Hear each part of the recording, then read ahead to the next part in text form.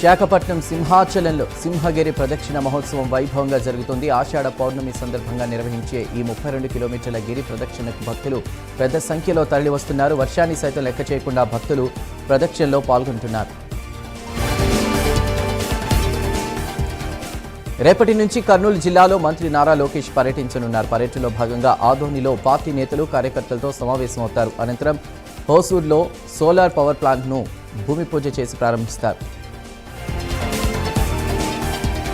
Commonwealth గేమ్స్లో ఏపీకి చెందిన వల్లూరి అజయ్ వెయిట్ లిఫ్టింగ్లో రజత పథకం సాధించారు. ఈ సందర్భంగా ఆయనను సాప్ చైర్మన్ రవినాయుడు అభినందించారు. దేశానికి రాష్ట్రానికి అజయ్ బాబు గర్వకారణంగా నిలిచారని కొనియాడారు. ఏపీ యువ క్రీడాకారులకు అజయ్ స్ఫూర్తిదాయకమని అన్నారు. ఏపీ స్పోర్ట్స్ జర్నలిస్ట్ అసోసియేషన్ ఆధ్వర్యంలో నిర్వహించిన రాష్ట్ర స్థాయి అంతర్రాష్ట్ర క్రికెట్ టోర్నమెంట్లో తెలంగాణ రాష్ట్ర జర్నలిస్టుల క్రికెట్ జట్టు విజేతగా నిలిచింది. ఈ టోర్నమెంట్లో ఏపీకి చెందిన 13 జిల్లాల జట్లు, తెలంగాణ నుంచి ఒక జట్టు పాల్గొన్నాయి. రంగారెడ్డి జిల్లా ఖానాపూర్లోని పోచమ్మ తల్లి ఆలయంలో చోరీ జరిగింది. ఆలయంలోని హుండీ, అమ్మవారి ఒంటిపై ఉన్నటువంటి నగలను దుండగులు ఎత్తుకెళ్లారు. అంతేకాకుండా ఆలయంలోని ఇతర సామాగ్రిని కూడా తీసుకువెళ్లారు. 20 లక్షల విలువ గల ఆస్తులను ధ్వంసం చేశారు. ఆలయ కమిటీ సభ్యుల ఫిర్యాదు మేరకు పోలీసులు దర్యాప్తు చేస్తున్నారు. జగిత్యాల జిల్లా మెట్పాలిలో రోడ్డు ప్రమాదం జరిగింది. వరంగల్ 2 డిపోకు చెందినటువంటి ఆర్టీసీ ఎలక్ట్రిక్ బస్సు చెట్టును ఢీకొట్టింది. 8 మందికి గాయాలు కాగా ఆసుపత్రికి తరలించారు. ఇక ప్రమాద సమయంలో బస్సులో 12 మంది ప్రయాణికులు ఉన్నారు. గాయపడిన వారిని మెట్పల్లి ప్రభుత్వ ఆసుపత్రికి తరలించారు.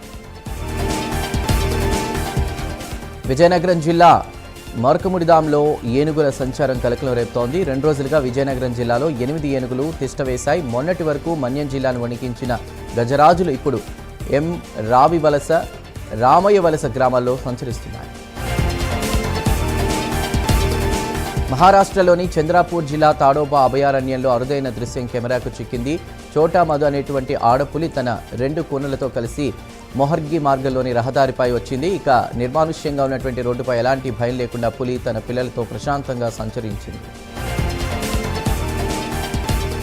పార్లమెంట్ లైబ్రరీ భవనంలో ఎన్డీఏ కీలక సమావేశం కొనసాగుతోంది. ప్రధాని నరేంద్ర మోదీ అధ్యక్షతన జరుగుతున్న ఈ భేటీలో పార్లమెంటు సమావేశాల నిర్వహణ, యువతకు సంబంధించిన ఆందోళనలు, ప్రభుత్వ నిర్ణయాలు సహా పలు అంశాలపై చర్చ జరుగుతున్నట్లు తెలుస్తోంది. దేశీయ స్టాక్ మార్కెట్ సూచీలు లాభాల్లో ప్రారంభమయ్యాయి. సెన్సెక్స్ 152 పాయింట్లు, నిఫ్టీ 44 పాయింట్ల లాభంతో కొనసాగుతోంది. డాలర్తో పోలిస్తే 29 పైసల రూపాయి బలపడింది.